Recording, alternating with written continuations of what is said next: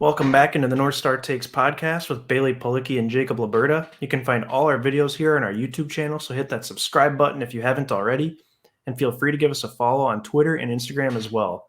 Today we're going to be going over the Wolves preseason opener as they played a really good game against the New Orleans Pelicans. Granted, Zion and Jonas Valanciunas weren't playing, their two biggest guys. The Wolves are basically the smallest team in the NBA, so that would have been a real good litmus test, I guess, to see how the rebounding fared.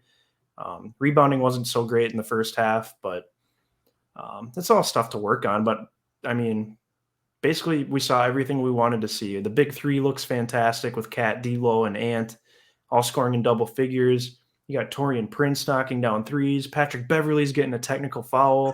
He's trying to stick up for Cat already. And you can just tell that Patrick Beverley's defensive intensity is just going to rub off on this team. I mean, you can see the intensity these guys brought. It seems like they have a renewed focus, and I really think the big difference maker here is going to be Chris Finch and just how much these guys respect him, how much they listen to him. So overall, I guess, what are your initial impressions on how good this Timberwolves roster looks? Yeah, obviously it's just a preseason game, so there's only so much you can really take away from it. But it's good to see the big three still kicking, all scoring Yeah. double figures. Like you said, you got Taurean Prince contributing right away, and Pat Bev as well, both of our trade acquisitions from this last offseason. And you got Naz Reid chipping in off the bench. He Yeah. was lightening up a little bit. So glad to see everybody bringing something to the table. And yeah, can't complain with the start, but obviously there's a lot more work to do. Like you said, we got to be able to crash the glass, otherwise we're going to get Mhm. bodied by some of the more physical teams in the NBA, especially in this Western Conference, and that wouldn't be good. So let's hope we can clean that up a little bit. But I'd like to think rebounding is a thing that you could get better at, where it's not just you're either good at it or you're not. So I think Right. that's like you said, it would have been kind of nice if we'd have been able to match up with Zion and Valanciunas tonight to really get to know where we're at as far as rebounding the basketball. But like it can wait for another day. That's all right. It's just another game. Exactly. Um, but yeah, can't just as long as everybody doesn't look too rusty and nobody gets hurt. That's probably Mhm. my biggest thing here. I think the rest will come along as we play more games. But yeah, just avoid an injury and everybody kind of just getting back to the swing of things. Yeah, I'm going to try and find Cat's stats here for the first half. He only played in the first half, but because I think Finch said they're just trying to ease him into game action here. So let me pull this Yeah, up. and I feel like there's no need for Cat to play a whole game in the No, preseason by any means. yeah, absolutely not. So Cat had 14 points, 7 rebounds, and 4 assists Very good. 15 points in 14 minutes. Wow. 6 of 9 from the field. Ant had 10 points, 3 rebounds, 3 assists. D'Lo had 19 points, 5 assists. So, I mean, just fantastic for these guys to get some game action, and the big three's all looking good. And for Cat to play a half and just put up crazy good statistics like that, granted against not so great competition on the other side, but True. But it's good. still. It's good to see him get back right into it. They're just trying to ease Cat back in. He's not injured or anything, but I think they're just trying to ease his workload, try to prevent any injury if possible, which is the smart thing to do because you Yeah. need this team to be healthy. So And plus, you're expecting him to play a lot of minutes this year, so why wear him out in the preseason? exactly. I was interested to see how Malik Beasley looked coming off the bench because they ended up starting a Kogi with D'Lo, Ant, McDaniels, and Cat tonight. So that was kind of an interesting wrinkle. Although Chris Finch mentioned to not read too much into that. A lot could change between now and the regular season opener. So seeing Malik Beasley come off the bench, Patrick Beverley coming off the bench. I believe Beverley was used as like the sixth man tonight, the de facto sixth man, but I think that role will ultimately end up being Beasley's as long as he's comfortable with it. So, yeah, just so many interesting things to see here with this team. And I don't know. I just feel like you mentioned when we did our last Timberwolves video, this has to be the deepest roster we've had in a while. It certainly feels like it, and I love having that duo coming off the bench right away with Bev and Beasley. I think they're going to Hmm. be a great combo to have, just to be able to rely on when we need to give our big three a breather. And I think these guys can uh, keep the game going and keep us in it, and not Hmm. just be liabilities. So I mean, that's going to be really nice to have because, like we said, the bench has been non-existent for how many years now. So it feels like we kind of have some semblance of one now, and I'm Yeah. hoping that it just gets better as the year goes on. And it's just nice to have the veteran presence in Beverly, who he's not just like a body out there. Like he could still contribute, but at the same time, like he's still been around the block and he knows what he's doing and he knows what this team needs. And I think Yep. he'll be a tremendous leader for us. I think it'll be this will be I don't think it was quite.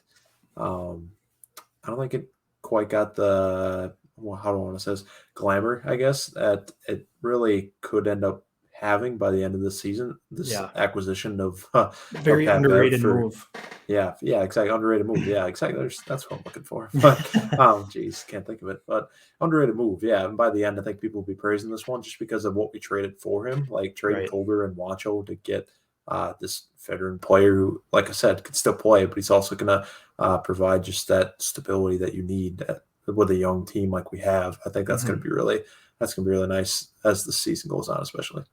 Yeah, I think the biggest storyline of tonight is saw a couple tweets from Dane Moore talking about how much improved Anthony Edwards' defense is this year, or at least through the first half of a preseason game. But basically, just being more aggressive, getting in the passing lanes. He had 3 steals and 2 blocks. Like if Anthony Edwards can play legitimately good defense, I mean that's very very exciting, and that would just further raise his ceiling, I guess, and how good of a player he can be. I think he can be a true superstar. Like right out of the gates, he gets a steal off Brandon Ingram, drives down the floor, and then dunks on him. Like, I love that. I mean, what more do you want from this kid? He's going to be so good, and it's just going to be so exciting to watch. I know. I can't wait to watch this guy light it up night in, night out. And if he can play defense, like you're saying, he's already a 3 level scorer. I think this guy will be one of the top NBA players in a short period of time. So I think being if he truly is a 2 way player, I think he'll be an all star right away this season. And I'm really excited to just see him continue to grow. And really, I mean, I'm as big of a fan of highlight reel dunks as anybody else, but at the same time, like having the all around game is just deadly. So I think Yeah. that's going to be a huge thing for this team as far as getting into the playoffs again and possibly making some noise. Yeah, absolutely. And another note that I just found was kind of interesting is it seemed like Cat and D'Lo were having lots of fun on the bench. Those two and Ant were kind of yelling at Torian Prince for passing up some threes. Um, D'Lo was talking trash with Patrick Beverly out on the court, like just stuff like that. I mean, it's preseason; these guys are just going to have fun, obviously, but Yeah. you'd hope that stuff like that can kind of carry over into the regular season as they keep building good team chemistry. And like I said before, I think Patrick Beverly is just going to be a huge part of that because he's going to give these guys an edge that they haven't had before. And Hmm.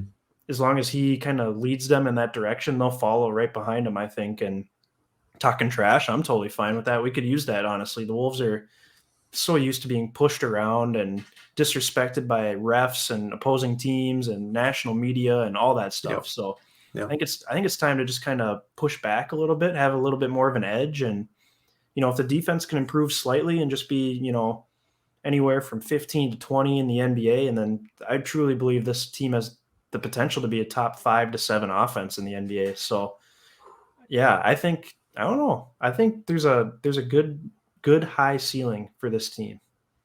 Yeah, I can't disagree with you there. I like you said, I love to see the camaraderie among this group of guys, and like if they can gel together, I think it's going to go a long ways for this team success this season. And I think if we can just, like you said, bring an edge to every game we play in, I think that's going to be more of a tone setter than we've had in quite some time, probably going all the way back to the KG days. But Right. I think, yeah, really just having really a true personality on this team, an alpha, you Yeah. might say. Especially, I think Ant will be that as he comes into his own in this league. But I Hmm. think that this team is really going to really make themselves a serious opponent every night, which we honestly haven't been able to say as No. much as we probably wouldn't like to admit it. We haven't been able to say that in quite some time as well. So I'm really looking forward to that, and just I think every night it's going to get a little bit better, and I think that's what's great about this team.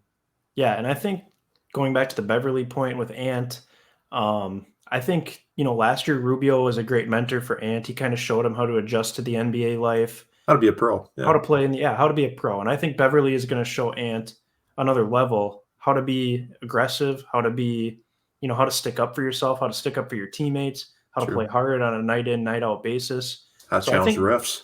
yeah, exactly.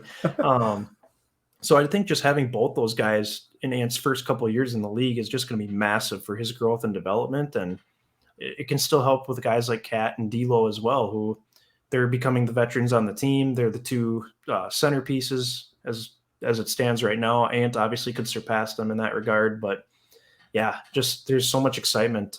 Any final observations, I guess, for you? I know neither one of us really got the chance to watch, thanks to Bally Sports North not being available on any television platforms. But Yep. I guess, do you have any other final observations from looking at the box score or seeing any tweets or anything like that?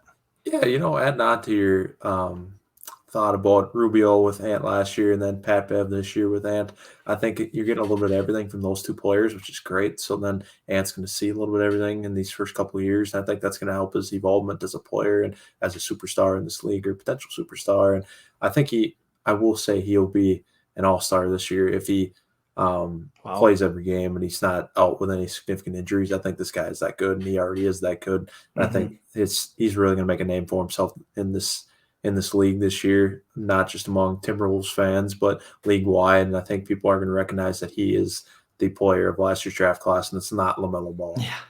Yeah, I sure hope that that's the realization after this season. So that's going to be a fun story to watch as well. Those two are going to be tied to the hip for their whole careers. So that'll be really fun to watch. But that's going to do it for this edition of the North Star Takes podcast. Be sure to hit that subscribe button if you haven't already, and feel free to like this video if you're a Timberwolves fan, if you're excited for the season. Smash that like button. Give us a follow on both Twitter and Instagram, and leave your comments.